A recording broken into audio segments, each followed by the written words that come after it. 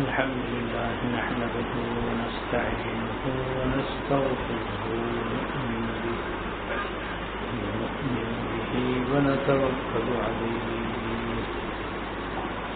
ونعوذ بالله من شرور أنفسنا ومن سيئات أعمالنا من يهده الله فلا مضل له ومن يضلله فلا هادي له وأشهد أن لا إله إلا الله وحده لا شريك له وأشهد أن سيدنا ونبينا ومولانا محمدا عبده ورسوله صلى الله تعالى عليه وعلى آله وأصحابه وبارك وسلم تسليما كثيرا أما بعد فأعوذ بالله من الشيطان الرجيم بسم الله الرحمن الرحيم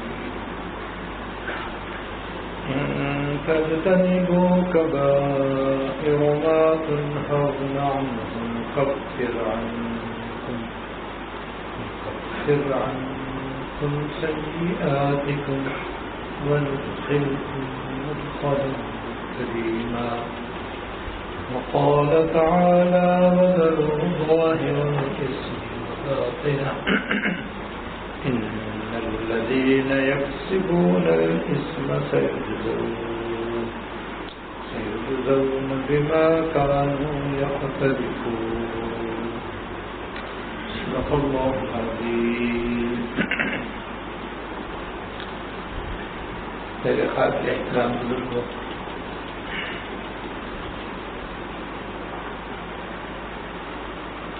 حیات المسلمین کی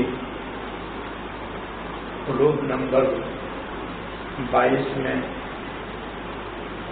حکیم الامت حضرت مولانا تھانوی رحمۃ اللہ علیہ نے گناہوں سے بچنے کی اہمیت بیان فرمائی ہے، جس میں تقریباً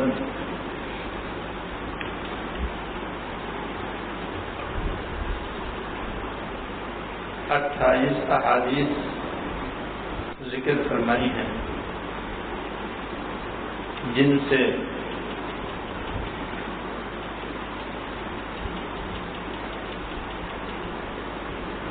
گناہ ہونے کے دینی اور دنیاوی نقصانات معلوم ہوتے ہیں، اور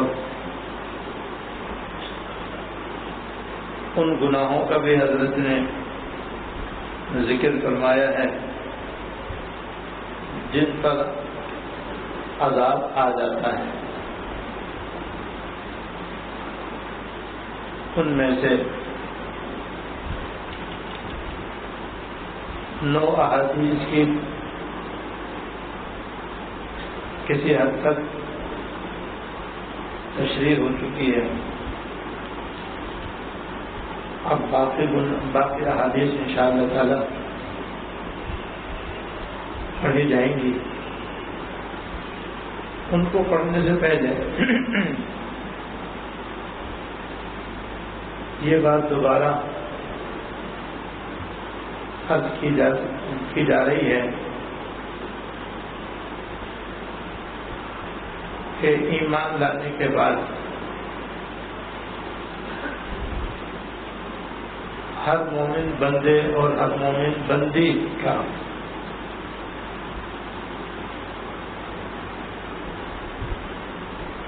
بنیادی کام یہ ہے کہ وہ اپنے ظاہر و باطن دونوں کے اعتبار سے اللہ جل شانہ کا تابعدار رہے اور فرما بردار رہے، اور زندگی کے ہر موڑ پر فرما بردار رہے، اور اللہ تعالیٰ کا حکم بجا لیں. دکان پر ہو تب بھی، ملازم ہو تب بھی، گھر میں ہو تب بھی، دوستوں میں ہو تب بھی، تفریح گاہ میں ہو تب بھی، تقریب میں ہو تب بھی،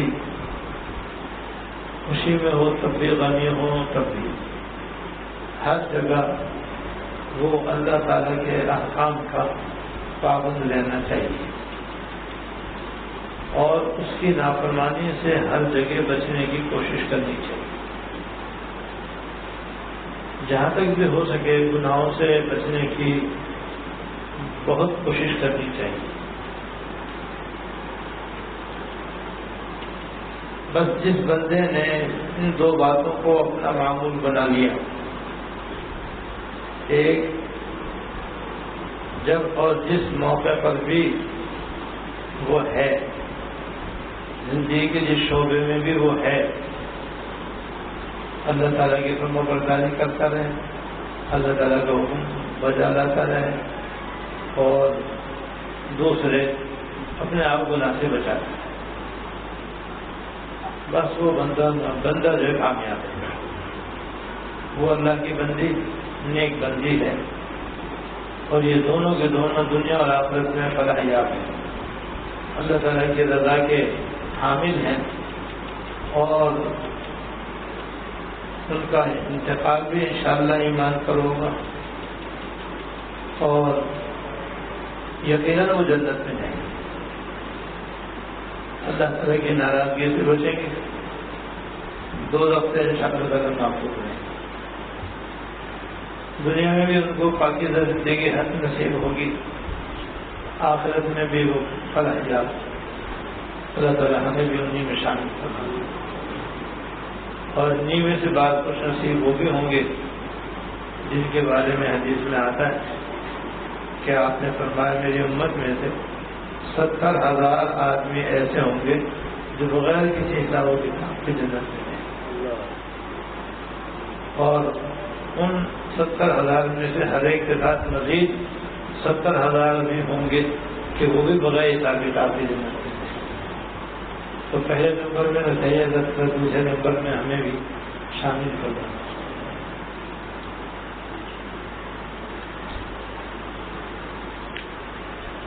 اب جب اور جس جگہ اور جہاں اللہ تعالیٰ کا کوئی حکم آئے اور آدمی اس پر عمل نہ کرے، یا زندگی کے جس موڑ پر اور جب اور جہاں اور جس جگہ جب کبھی خلوت میں یا جلوت میں گناہ کا موقع آئے اور آدمی گناہ کر بیٹھے، تو بس یہ آدمی گنہگار ہے اور یہ نافرمان ہے. اور اسی کے لیے احادیث کے اندر بڑی بڑی وعیدیں اور وبال کا ذکر ہے، اور یہی ہماری سب کی سب سے بڑی کمی اور کوتاہی ہے.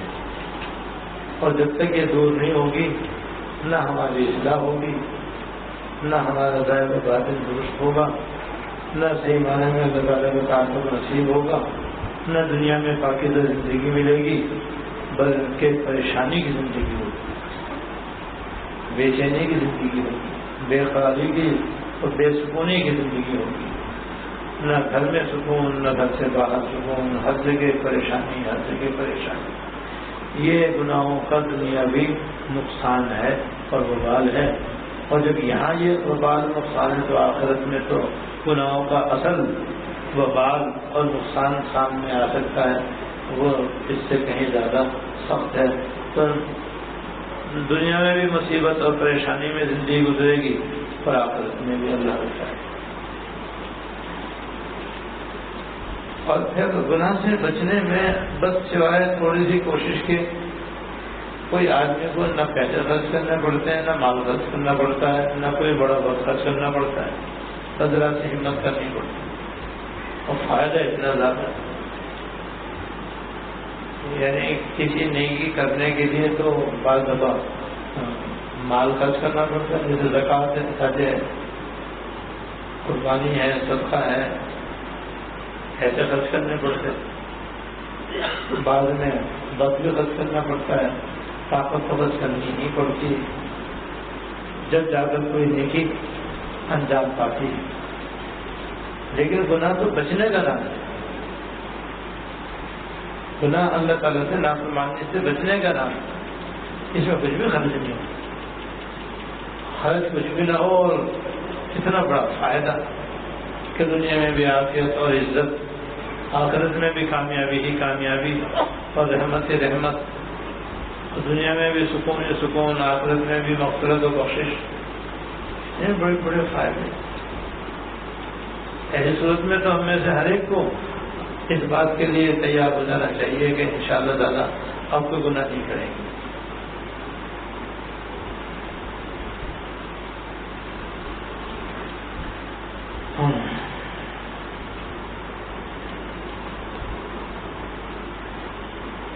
حدیث نمبر 10.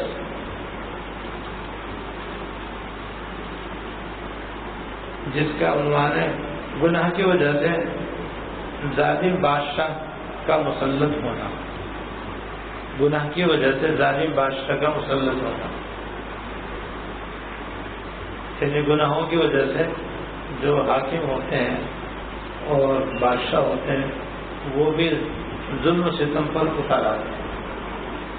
ان کا ظالم ہونا اور رعایا پر ظلم و ستم ڈھانا دراصل رعایا کے گناہوں کی وجہ سے. چنانچہ حضرت ابو الدرداء رضی اللہ تعالیٰ عنہ سے روایت ہے کہ رسول اللہ صلی اللہ علیہ وسلم نے فرمایا، اللہ وحدہ لا شریک فرماتے ہیں کہ میں بادشاہوں کا مالک ہوں، بادشاہوں کے دل میرے قبضے میں. جو بندے میری اطاعت کرتے ہیں تو میں ان بادشاہوں کے دلوں کو شفقت و رحمت کے ساتھ بندوں کی طرف پھیر دیتا ہوں، اور بندے جب میری نافرمانی کرتے ہیں تو میں ان بادشاہوں کے دلوں کو غصے اور سزا کی طرف پھیر دیتا ہوں. پھر وہ اپنی رعایا کو سخت عذاب اور تکلیف دیتے ہیں. فائدہ مطلب یہ گناہوں کے دنیاوی سزاؤں میں سے، گناہوں کی دنیاوی سزاؤں میں سے ایک سزا ظالم حاکموں کا مسلط ہونا بھی ہے. یہ انسانوں کی بدعمالیوں کی سزا ہے.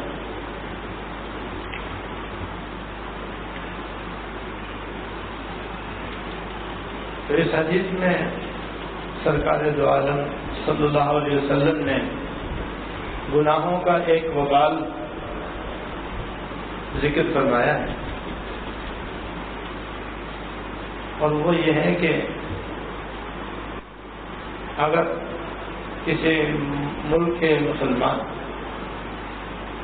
اللہ تعالیٰ کے فرمانبردار ہوں، تابع دار ہوں، گناہوں سے بچنے والے ہوں، نیک کام کرنے والے ہوں، تو اللہ تعالیٰ ان کے حاکموں کے دل بھی نرم کر دیں. اب اس حاکم میں بادشاہ سے لے کر کے گورنر سے سب بادشاہوں میں داخل ہیں، تو ان سب کے دل اللہ تعالیٰ اپنے فضل سے نرم کر دیتے ہیں، اور وہ رعایا کے اوپر شفیق اور مہربان بن جاتے ہیں. ان کی حفاظت کرتے ہیں، ان کے حقوق ادا کرتے ہیں، ان کی تکالیف کا ازالہ کرتے ہیں، امن و امان قائم کرتے ہیں، عزت آبرو کی حفاظت کرتے ہیں، گھر بار کے محافظ ہوتے ہیں. جو ایک نیک حکومت کے مقاصد ہیں وہ حاصل ہوتے ہیں، اور ان کی سلطنت میں رہنے والے لوگ آرام اور سکون اور چین سے رہتے ہیں. لیکن جب اس ملک کے رہنے والے اللہ تعالیٰ کی نافرمانی کرتے ہیں، فسق و فجور میں مبتلا رہتے ہیں، نمازیں نہیں پڑھتے، روزے نہیں رکھتے، زکوٰۃ نہیں دیتے، حج نہیں کرتے، اور دیگر گناہوں کے اندر مبتلا ہو جاتے ہیں تو اللہ تعالیٰ ان کے حاکموں کے دن سخت کر دیتے ہیں اور پھر وہ اپنے رعایا کے اوپر ظلم و ستم ڈھاتے ہیں اور ان کے جو حقوق ہیں ان کو نہیں ادا کرتے، امن و امان قائم کرنے کی طرف توجہ نہیں دیتے، بدامنی، دہشت گردی، بے اطمینانی کا دورہ ہوتا ہے، لوگ بے سکونی کی زندگی گزارتے ہیں اور طرح طرح کے ٹیکس ان کے اوپر لاگو ہو جاتے ہیں اور ان کی زندگی بڑی تنگ ہو جاتی ہے۔ یہ حاکموں کا ظلم ہے، یہ زیادتی ہے، جس کی وجہ سے رعایا جو ہے وہ بڑی پریشان رہتی ہے، بے سکونی کا شکار ہو جاتی ہے۔ یہ دراصل ان لوگوں کے اپنے گناہوں کی وجہ سے ایسا ہے۔ اب یہ حدیث بالکل آج ہمارے حالات کے عین مطابق ہے۔ آج ہم چاہے کسی بھی مسلمان ملک کے رہنے والے ہوں، ہم دوسرے ملکوں کو یا اپنے ملک کو دیکھ لیں کہ یہاں پر کتنے جو ظالمانہ ٹیکس، کتنے بے شمار ٹیکس لگے ہوئے ہیں، جن ٹیکسوں نے رعایا کی جان نکالی ہوئی، جس کے ادا کرنے کے لیے ان کی جان بھی پریشان ہے، مال بھی اس کے اندر بے دلیل جا رہا ہے۔ رات دن کی محنت رعایا کریں اور حکومت بدلے ٹیکس اس کو وصول کرے۔ ٹیکس ہی کا سلسلہ اتنا ہے اور ایسا اذیتناک اور تکلیف دہ صورت معاملہ ہے کہ یہی تکلیف کم، اس کے علاوہ جو کچھ ہمارے ملک میں بے سکونی، بے قراری، روڈوں کا حال، گلیوں کا حال، بجلی کا حال، پانی کا حال، گیس کا حال کس قدر ابتر ہے۔ کسی سرکاری محکمے میں اگر خدا نخواستہ کسی کو جانا پڑ جائے تو کیسے قدم قدم پر پریشانی اور تکلیف کہ آرام اور راحت کا کوئی انتظام نہیں، تکلیف ہی تکلیف۔ رشوت کا بازار ایسا گرم ہے کہ قانونی کام بھی آدمی کے بغیر پیسے کے نہیں ہوتے، پیسے دے دو تو غیر قانونی کام بھی سب قانون کے مطابق، اور پیسے نہ دو تو قانون کے مطابق کام بھی نہیں ہوتا۔ یہ تکلیف ہے۔ خدا نہ خاصہ کوئی عدالت میں چلا جائے اور وہاں اٹک جائے تو اس سے لینے کی تھی، دادا نے مقدمہ کیا تو تبھی اس میں کامیاب ہو جائے تو غنیمت ہے، ورنہ پشت در پشت مقدمہ چلتا رہتا ہے اور آدمی حاضری بھگتاتا رہتا ہے اور اس قدر مال بھی اس کا ضائع ہوتا ہے اور وقت بھی ضائع ہوتا ہے، ذہنی پریشانی الگ۔ تو اس قدر حکومت کے سطح پر رعایا کے اندر اس قدر تکالیف ہیں، اس قدر تکالیف ہیں کہ بیان سے باہر، لوٹ کسوٹ اور کرپشن اپنے انتہاؤں کا پہنچا ہوا ہے۔ جو آتا ہے وہ خزانہ خالی کر کے چلا جاتا ہے، جو آتا ہے خزانہ خالی کر کے چلا جاتا ہے، اور پھر جب جاتا ہے تو پھر ضرور کیا انجام ہوتا ہے۔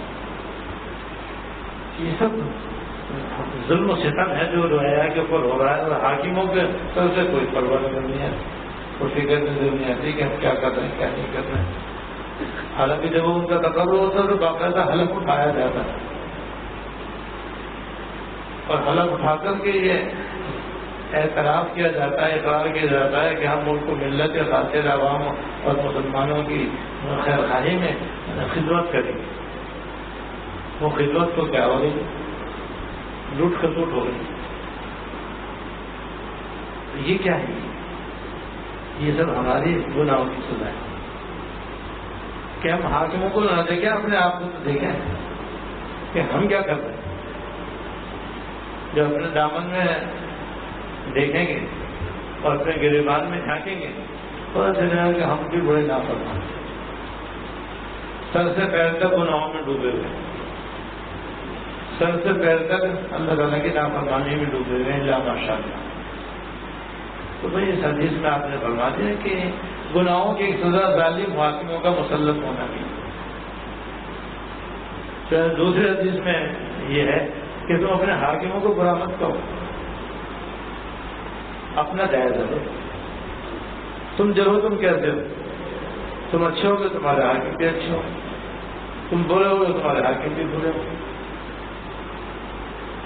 چنانچہ یہ مقولہ ہے اعمالکم اموالکم، تمہارے اعمال تمہارے حاکم ہیں، یہ جو حاکم تم پر مقرر ہیں، حکومت میں جو لوگ آئے ہوئے ہیں، یہ دراصل تمہارے اعمال کی ایک شکل ہے کہ یہ صدر ہے، یہ وزیر اعظم ہے، یہ وزیر اعلیٰ ہے، اور یہ گورنر ہے، اور یہ فلاں ہے، یہ فلاں ہے، یہ فلاں فلاں جو ہے، یہ سب تمہارے اعمال کا ایک روپ ہے جو انہوں نے اختیار کر کے تم پر ان کو مقرر کیا گیا ہے۔ اب سمجھے تو تمہارے اعمال ٹھیک ہے تو وہ بھی صحیح ہوں گے، اور تمہارے اعمال خراب ہوں گے تو وہ بھی خراب ہوں گے۔ تو جب تمہارے اعمال کا وہ ایک روپ ہے تو بس تو اپنے اعمال ہی کو دیکھو، انہیں کیوں برا کہہ رہے ہو؟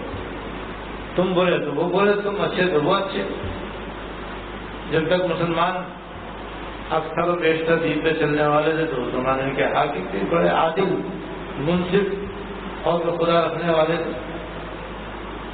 حضرت عمر بن عبدالعزیز رحمۃ اللہ علیہ 5ویں خلیفہ راشد کہلاتے ہیں۔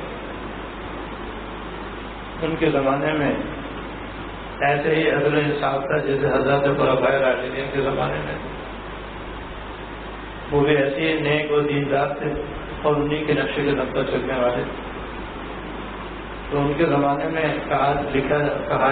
وہ لکھا ہے کہ وہ ایسے عادل اور منصف تھے کہ اس عدل و انصاف کا اثر جنگل کے جانوروں میں بھی نظر آتا تھا، اور وہ یہ کہ ایک ہی گھاٹ پر شیر اور ہرن ساتھ پانی پیتے تھے۔ تو شیر اور ہرن جو شکار میں اگر ایک ہاتھ کھڑے ہوں تو شیر ایک پنجہ مارے اور ہرن کو منہ میں دبا لے، لیکن ان کے عدل کی وجہ سے وہ شیر ہرن کو کچھ کہتا نہیں، وہ بھی اپنا پانی پی رہے، شیر بھی اپنا پانی پی رہا ہے، دونوں آرام سے آ رہے ہیں، آرام سے جا رہے ہیں، کوئی کسی پہ جاتے نہیں کر رہا۔ تو ایک دن ایک شخص نے جنگل میں دیکھا کہ شیر نے ہرن کو شکار کر لیا اور اس کو مار لیا۔ ایک چیز نے کہتے کہ حضرت عمر بن عبدالعزیز رحمۃ اللہ علیہ نے کھا لیا۔ تمہیں کیسے بول کہتا کہ میں نے دیکھا نا شیر نے ہرن کی زیادتی کر دی، تو معلوم ہوتا ہے کہ حضرت کا انتقام تاخیر کی تو معلوم ہو اسی اور کھا لیا۔ وہ دو کے امیر المومنین ہیں اور وہ عدل انصاف پر عمل کر رہے ہیں، تو جنگل کے جانوروں تک میں بھی انصاف پایا جا رہا ہے، کوئی ظلم نہیں کر رہا کسی کے اوپر۔ تو زمانے کے لوگ بھی ایسے تو اللہ تعالیٰ نے حاکم بھی ایسے عطا فرمائے، اور ہم جیسے ہمارے اعمال ہیں ایسے ہمارے حاکم۔ اس لیے ہمیں چاہیے کہ بجائے اس کے کہ ہم حکومت کو برا بھلا کہیں اور اس پر اعتراضات کریں، اپنے آپ کو سدھاریں، اپنی اصلاح پہ توجہ دیں، اپنے گناہوں کو دیکھیں۔ اگر ہم سے گناہ ہو رہے ہیں، اللہ تعالیٰ کی نافرمانی ہو رہی ہے اور یقیناً ہو رہی ہے اللہ ماشاء اللہ، تو بس پھر حکومت کو برا کہنے کے بجائے خود کو برا سمجھیں اور اپنے اصلاح کر لیں گے تو پھر حکومت بھی درست ہونا شروع ہو جائے گی۔ اور یہ اللہ تعالیٰ نے اس میں ایسی تاثیر رکھی ہے کہ یہ ایسے جیسے آگ اور برف، آگ جلاتی ہے اور برف ٹھنڈا کرتی ہے۔ اب جس کے پاس برف ہوگی اتنی ٹھنڈک، اور جتنی آگ ہوگی اتنی گرمی۔ حضرت مولانا ابرار صاحب رحمۃ اللہ علیہ نے ایک بڑی پیاری مثال بتائی ہے کہ جب کسی کمرے کے اندر ایسی چل رہا ہو، سب کھڑکیاں دروازے بند، تو تھوڑی دیر میں وہ کمرہ برف ہو جائے گا، بالکل ٹھنڈا ہو جائے گا، جیسے کہ روزانہ ہم اپنی گاڑیوں کے اندر اس کا مشاہدہ کرتے ہیں کہ باہر گرمی پڑ رہی ہے، گاڑی کو کھڑکیاں بند کی اور ایسی اسٹارٹ کیا، تھوڑی دیر میں اندر ٹھنڈا کی ٹھنڈک، چاہے باہر کتنی گرمی ہو رہی، یہ گھر کے اندر بھی ہم تجربہ کر لیتے ہیں۔ اگر ابھی تھوڑی دیر کے بعد دو بڑی بڑی انگیٹیاں جس کے اندر پتھر کے کوئلے رکھ کر کے اور ان کو لال کر کے اور ان کی لپٹیں اوپر نکل رہی ہیں اور اسی کمرے کے اندر رکھ جائیں ایک ادھر کیا ہوگا تھوڑی دیر پولیس ختم اور پورا کمرہ دھوئیں سے بھر جائے گا اور انگارہ بن جائے گا. بنے گا نہیں بنے گا. تمہارا ایسے ہی آپ سمجھ لو کہ وہ کچھ نئے کام بھی کر رہے ہیں تو اس کی بھی ٹھنڈک آ رہی، لیکن ساتھ ساتھ بڑے بڑے گناہ بھی کر رہے ہیں، جھوٹ بھی بول رہے ہیں، غیبت بھی کر رہے ہیں، چوری بھی کر رہے ہیں، اور گھر کے اندر شوہر بیوی پہ ظلم ڈھا رہا ہے، بیوی شوہر پہ ظلم ڈھا رہی ہے، ماں باپ اولاد کی حق تلفی کر رہے ہیں، اولاد ماں باپ کی نافرمانی کر رہی ہے، اور جناب ہر قسم کے گناہ ہو رہے ہیں. ٹی وی بھی چل رہا ہے، فلمیں بھی دیکھی جا رہی ہیں، گانے بھی گائے جا رہے ہیں، بے پردگی بھی ہو رہی ہے، اور کم تولنا کم ناپنا پایا جا رہا ہے. تو یہ تو انگاروں کی انگیٹھی تو آپ نے اپنے گھر میں رکھ لی، دکان پہ رکھ لی.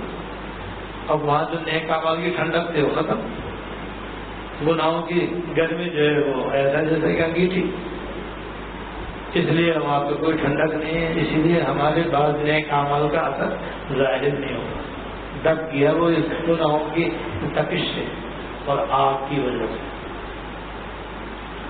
ٹھنڈک ہونے کے لیے ایک تو انگیٹھیوں کا باہر ہونا ضروری ہے، دوسرے ساری کھڑکیاں دروازوں کا بند ہونا ضروری ہے. جب جا کر کے وہ کولنگ محفوظ رہے گی اور ٹھنڈک محسوس ہوگی. ایسی ہے سمجھ لو کہ اگر ہم نے نئے کام تو کیے لیکن اپنے آنکھوں کو گناہوں سے نہ روکا، کانوں کو گناہوں سے نہ روکا، دل کو گناہوں سے نہ روکا، ہاتھ پیروں کو گناہوں سے نہ روکا، تو تم نے کھڑکیاں کھول دیا. جب کھڑکیاں کھول دی تو بس ساری کولنگ باہر، گرمی ویسی کے ویسی اندر. اور اگر ساتھ ساتھ مزید اور گناہوں کا بھی ارتکاب کر لیا تو ویسے جناب آپ نے تو کھڑکیاں بھی کھول دیا اور ساتھ ساتھ اس میں گناہوں کی تپش بھی بھر لی. تو نتیجہ یہ کہ وہ ساری ایسی کی کولنگ ختم اور برباد اور ضائع. اس کے بجائے گرمی ہی گرمی، آگ ہی آگ، تپش ہی تپش. پھر ایسے کیا فائدہ ہوگا؟ وہ چل رہا ہے بالکل اپنا کام کر رہا ہے لیکن اس کا کام جو ہے وہ ظاہر نہیں ہو رہا ہے. ایسے ہی سمجھو کہ اگر ہم نے نیک کاموں کے ساتھ گناہوں کو نہ چھوڑا تو پھر بے قراری بے چینی یقیناً. بہرحال اس میں حضرت نے فرمایا کہ بھائی گناہوں کی سزا ایک یہ بھی ہے کہ جو قوم گناہوں میں مبتلا ہو جاتی ہے ان کے اوپر ظالم حکمران مسلط ہو جاتے ہیں. حدیث نمبر 11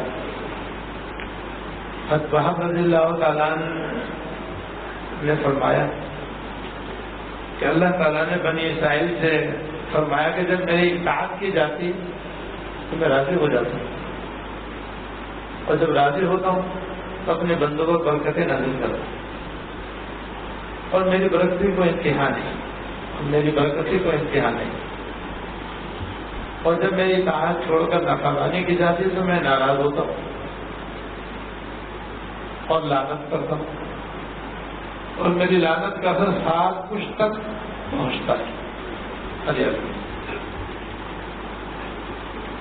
فائدہ مطلب حدیث کے یہ مطلب نہیں کہ 7 پشت پر لعنت ہوتی ہے، لیکن پہلی پشت نے لعنت والا کام کیا ہے، باقی نے تو نہیں کیا. تو یہ مطلب نہیں کہ 7 پشت تک لعنت ہوتی ہے. مطلب یہ ہے کہ اس کے نیک ہونے سے اولاد کو نسل در نسل جو برکت ملتی وہ نہ ملے گی.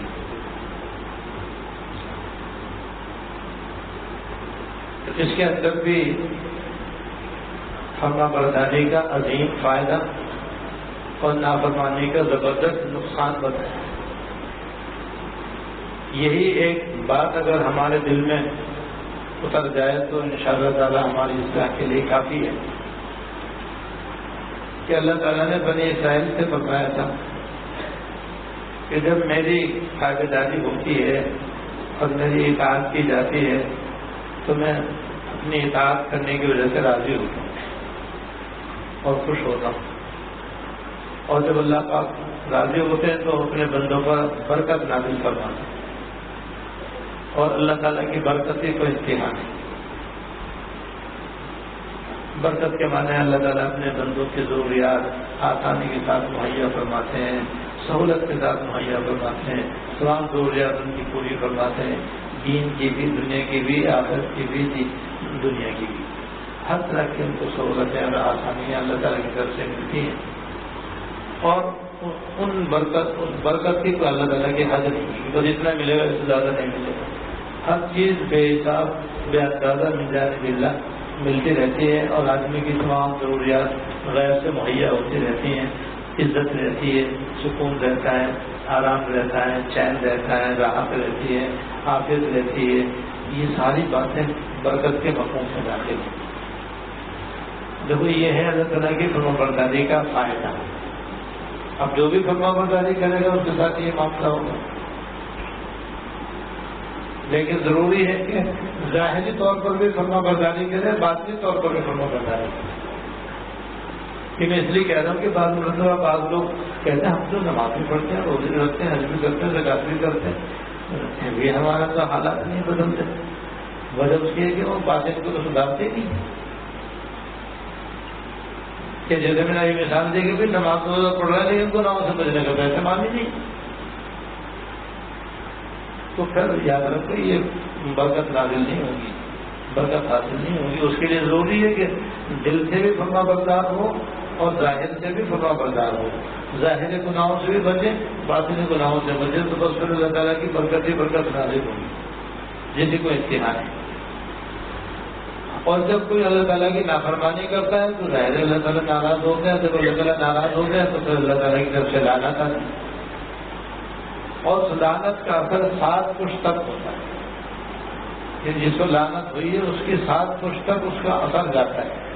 لعنت تو پہلی پشت پر ہوئی ہے، باقی پہ نہیں ہوئی، لیکن اس کا اثر یہ ہے کہ جب پہلی پشت کے اوپر لعنت ہوئی تو وہ برکت سے معلوم ہو گئی، اس برکت سے معلوم ہونے کی بنا پر اگر وہ موجب لعنت کام نہ کرتے تو یہ برکت بے انتہا ہونے میں 7 پشت تک جاتی ہے۔ اولاد در اولاد وہ خیر منتقل ہوتی، وہ منتقل نہیں ہوتی، جس کے نتیجے میں بعد والی پشت ہے اس سے معلوم ہو جاتی۔ اس لیے ہمیں اس لیے بھی اللہ تعالیٰ کی بہت زیادہ فرما برداری اور تابعداری کرنی چاہیے، تاکہ ہم بھی اللہ کے برکتوں سے اور رحمتوں سے مالا مال ہوں، ہماری اولاد و نسل بھی اس سے مالا مال ہو۔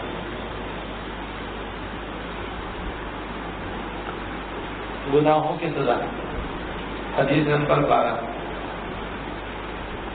وکیل رحمۃ اللہ علیہ سے روایت ہے کہ عائشہ رضی اللہ تعالیٰ عنہا نے فرمایا، جب بندہ اللہ تعالیٰ کے حکم کی نافرمانی کرتا ہے تو لوگوں میں جو اس کی تعریف کرنے والے ہوتے ہیں وہی اس کی برائی کرنے والے ہو جاتے ہیں۔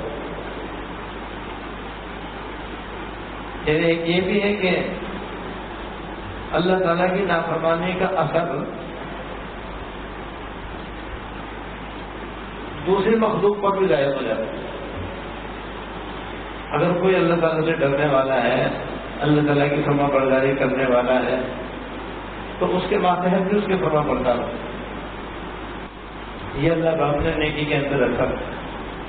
جو جتنا اللہ تعالیٰ کا فرما بردار ہوگا اس کے ماتحت بھی اس کے فرما بردار ہو۔ اور اگر کوئی نافرمانی کرنے کا گناہ کر بیٹھے گا، نافرمانی کر بیٹھے گا، تو جو لوگ اس کے تابع دار ہیں، جو اس کے تعریف خواہ ہیں، جو اس کی تعریف کیا کرتے تھے، اس کی وہ بھی پھر اس کی برائی کرنا شروع ہوئی۔ وجہ ہے تابع داری کے اندر تعریف ہے اور نافرمانی کے اندر برائی ہے۔ لہذا یہ عام طور پر دیکھا جاتا ہے کہ آدمی بات کام اچھی کرتا ہے، لیکن اس کے باوجود اس کے گھر والے، اس کے اولاد بھی، بچے، بہن بھائی جو اس کے ماتحت ہیں یا ملازم نوکر چاکر، وہ کیا کہتے ہیں اس کی نافرمانی کرنے لگے، اور وہ کہہ کے سمجھا کے سمجھاتا ہے، اس کی بڑی وجہ یہ ہوتی ہے وہ خود فرما کرتا ہے، اور 2-4 نئے کام کرنے سے اسے دھوکہ ہو جاتا ہے۔ میں تو نماز پڑھتا ہوں، تہجد پڑھتا ہوں، اشراق پڑھتا ہوں، یہ کرتا ہوں، وہ کرتا ہوں، اس کے بعد میری بیوی میرا کہنا نہیں مانتی، میرے بچے میرے حکم نہیں مانتے، اور میرے ملازم جو ہے وہ مجھے ستاتے ہیں، اور کبھی کچھ ہر طرح سے پریشان کرتے ہیں۔ تو اس نے دراصل اپنے گناہوں کو دیکھا ہی نہیں. اگر اپنے گناہوں کو دیکھتا تو پتہ چل جاتا کہ میں کہاں کھڑا ہوں. دراصل ایسے ایسے گناہ اس سے ہوتے ہیں جو اس کو پتہ نہیں ہوتے، جس کی وجہ سے یہ نیچے والے بھی سارے اس کے نافرمان ہو جاتے ہیں. اور اگر آدمی واقعی اللہ تعالیٰ کا فرمانبردار تابع دار ہو تو پھر اس کے ماتحت بھی، اس کے موجودگی میں بھی، اس کے عدم موجودگی میں بھی تابع دار ہے. بس اپنا ہی معاملہ ہے سارا، گھوم پھر کے بعد اپنے اوپر ہی آ رہی ہے ساری. لہٰذا ہم اپنا جائزہ لیں، دوسروں کو گلا شکوہ چھوڑیں. نہ حاکموں کو برا کہیں، نہ محلے والوں کو برا بھلا کہیں، نہ ملازموں کو روکے ٹوکے، نہ اپنے بیوی بچوں کو کوسیں، پھر اپنے آپ کو کوسیں کہ ہم صحیح نہیں ہیں اس لیے ہمارے سارے متعلق ہیں، ہمارے خلاف ہے. بس جس دن ہم اللہ تعالیٰ کے ہو جائیں گے یہ سارے بھی ہمارے انشاءاللہ تابع دار ہو جائیں گے. سیدھی سیدھی بات یہ ہے. اللہ تعالیٰ توفیق عطا فرمائے. وہ آپ کا کام ہے. اللهم لك الحمد لا نحصي ثناء عليك أنت كما أثنيت على نفسك. اللهم لك الحمد لا نحصي ثناء عليك أنت كما أثنيت على نفسك. اللهم صل على سيدنا ومولانا محمد وعلى آل سيدنا ومولانا محمد وبارك وسلم. ربنا ظلمنا أنفسنا وإن لم تغفر لنا وترحمنا لنكونن من الخاسرين. ربنا ظلمنا أنفسنا وإن لم تغفر لنا وترحمنا لنكونن من الخاسرين. ربنا آتنا في الدنيا حسنة وفي الآخرة حسنة وقنا عذاب النار. ربنا هب لنا من أزواجنا وذرياتنا قرة أعين واجعلنا للمتقين إماما. اللهم اغفر لنا وارحمنا وعافنا واعف عنا يا أرحم الراحمين يا رب العالمين يا حي يا قيوم یا الجلال والاکرام. ہم سب کے عبودے اور پچھلے چھوٹے بڑے خفی علانیہ سارے گناہ معاف فرما. یا اللہ ہم سب کے اگلے پچھلے چھوٹے بڑے خفی علانیہ سارے گناہوں کو معاف فرما اور آئندہ بھی ہمیں سب گناہوں سے بچنے کی توفیق عطا فرما. یا اللہ گناہوں کو گناہ سمجھنے کی توفیق عطا فرما. ہمیں اپنے گناہوں کو سمجھنے کی توفیق عطا فرما اور گناہوں کو گناہ سمجھنے کے بعد چھوڑنے کی بھی توفیق عطا فرما. یا اللہ اپنے سارے گناہوں سے توبہ کی توفیق عطا فرما. یا اللہ گناہوں سے بچنے کی سچی توبہ کرنے کی توفیق عطا فرما اور ہمیں اپنا سچا اور پکا فرما بردار بندہ بننے کی توفیق عطا فرما. یا اللہ ہمیں اپنے مکمل تابع دار بندوں میں شامل فرما. ہم کو ہماری اولاد و نسل کو اپنے فرما بردار بندوں میں شامل فرما. ہمارے ظاہر کی بھی اصلاح فرما، باطن کی بھی اصلاح فرما اور ہم کو دنیا اور آخرت میں اپنی برکتوں سے مالا مال فرما، رحمتوں سے مالا مال فرما.